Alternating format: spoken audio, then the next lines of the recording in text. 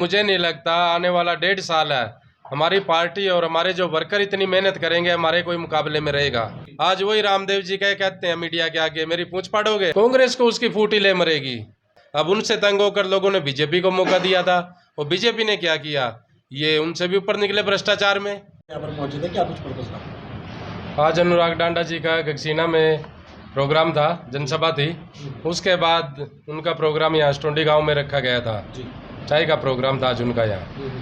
तो किस तरह से सदस्य को जोड़ा जा रहा है पार्टी के साथ? आम आदमी पार्टी का सदस्यता अभियान जो चला हुआ है उसमें पार्टी का एक नंबर उन्होंने दिया हुआ है 76,588,000 76,500,88,000।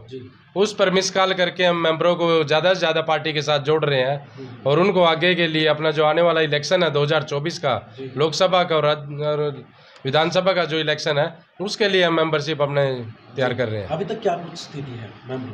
अभी तक हमारे 5 लाख के करीब मेंबर बन चुके हैं, 5 लाख से ज़्यादा मुझे मेंबर हमारे साथ जुड़ चुके हैं हरियाणा से। अगर घरौंडा विधानसभा की बात की जाए तो घरौंडा विधानसभा में क्या कुछ स्थिति है? घरौंडा विधानसभा में भी हमारे जितने भी साथी हैं सभी लगे हुए हैं, सभी अपने जितने भी कोशिश कर रहे हैं ज़्यादा से ज़्यादा मेंबरों को यहाँ पार्टी के साथ जोड़ने का काम कर रहे हैं। और जो पार्टी की नीतियाँ हैं वो लोगों के बीच में जाकर हम बताते हैं, उनको कहते हैं, उनको कन्विंस करते हैं भाई पार्टी की हमारी ये नीतियाँ हैं और लोग उससे खुश होकर हमारी पार्टी से बहुत ज़्यादा से ज़्यादा लोग हमारे साथ जुड़ रहे हैं। और जो बीजेपी की जो अपना दमनकारी नीतियाँ हैं, जो भ्रष्टाचारी पार्टी है, जो अपना पूरे क्राइम में डूबी हुई पार्टी है, उसको भी अपना लोग छोड़ना चाहते हैं और अब की बार बदलना चाहते हैं और आम आदमी पार्टी के साथ ज़्यादा से ज़्यादा लोग जुड़ रहे हैं। मानते हैं अब की बार बदलाव होगा? हाँ, बदलाव होगा। जो लोगों के बीच में हम जा रहे हैं लोग 100% बदलाव करेंगे। बदलाव तो पिछली बार भी लोगों ने सिर्फ आम आदमी पार्टी ही नहीं इलेक्शन लड़ी थी, जितनी पार्टियां भी लड़ी थी वो आप देख लीजिए, किसी को भी बहुमत पब्लिक ने नहीं दिया था।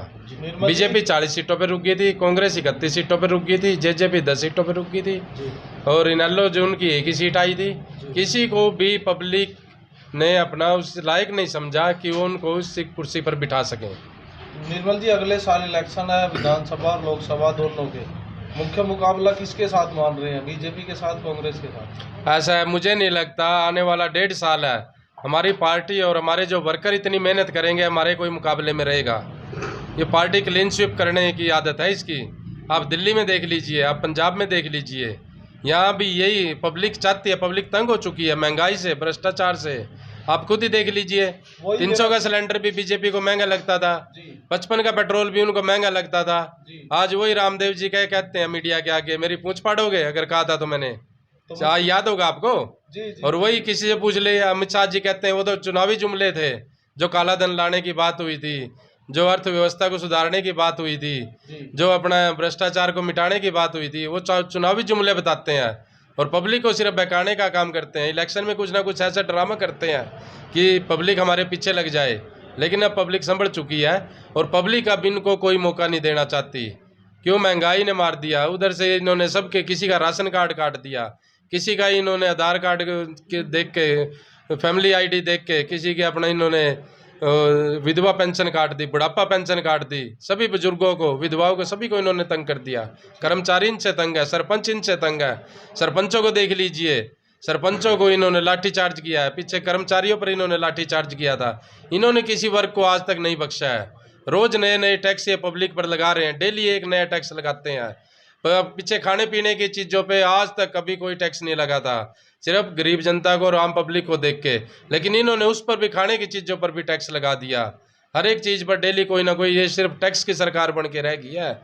ये मेक इन इंडिया नहीं, मोदी जी का नारा बेच इन इंडिया है, जो मैं कहना चाहता हूँ। और मोदी जी को भी पता है, लेकिन सिर्फ पब्लिक को बहकाने के लिए नए नए स्पूगे छोड़े जा रहे हैं।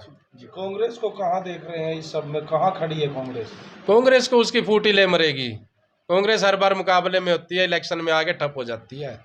उसकी जो आपसी फूट है वही उसको लेके बैठ जाएगी। कांग्रेस में इतने धड़े हैं, सभी एक दूसरे की टांग खींचने में लगे हुए हैं और जो इलेक्शन में भी उनका यही काम होता है।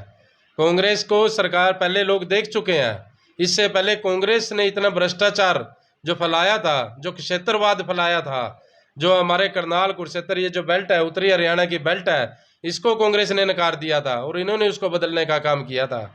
और जो अब बीजेपी को भी देख लिया, कांग्रेस ने भ्रष्टाचार किया था। अब उनसे तंग होकर लोगों ने बीजेपी को मौका दिया था, और बीजेपी ने क्या किया, ये उनसे भी ऊपर निकले भ्रष्टाचार में, महंगाई में। देख लीजिए, एक भी चुनावी वादा इनका दिखा दीजिए जो इन्होंने पूरा किया हो। और एक आम आदमी पार्टी ऐसी पार्टी है जो अपने चुनावी वादे सभी पूरे करती है। इनको 9 साल में देख लीजिए, आप बता दीजिए उन्होंने कौन सा चुनावी वादा पूरा किया। पंजाब में 1 साल में अपने उन्होंने लगभग चुनावी वादे पूरे कर दिए। उन्होंने पीछे अपना 87% आदमियों के जो वहाँ पब्लिक है उसके बिजली के बिल फ्री कर दिए, टोल टैक्स हटा दिए, 35,000 को रोजगार दे दिया, कर्मचारी थे जो कच्चे थे उनको रोजगार दिया है, 25,000 नई भर्तियाँ की है उन्होंने। इतने तो इन्होंने 9 साल में काम नहीं किया जितना उन्होंने 1 साल में कर दिया है। और उसके बावजूद, ये सब देने के बावजूद 36,000 करोड़ का लोन कम कर दिया, सबसे बड़ी बात यह है।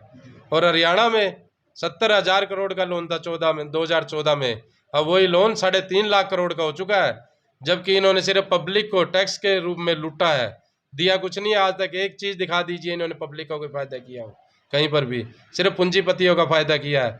पूंजीपतियों का इन्होंने 85,000 करोड़ का, किसी का 10,000 करोड़ का, किसी का 1 लाख करोड़ का, उनके इन्होंने लोन माफ़ किए हैं। जो पब्लिक ये कोरोना के उसमें बोझ में मर गई थी बिल्कुल, उनका सब रोजगार खत्म हो गया था, उनसे इन्होंने डबल टैक्स वसूला है। एक भी उनकी कोई लोन की किस्त माफ़ नहीं की गई, एक भी उनका बिजली का बिल माफ़ नहीं किया गया। ठीक है, धन्यवाद।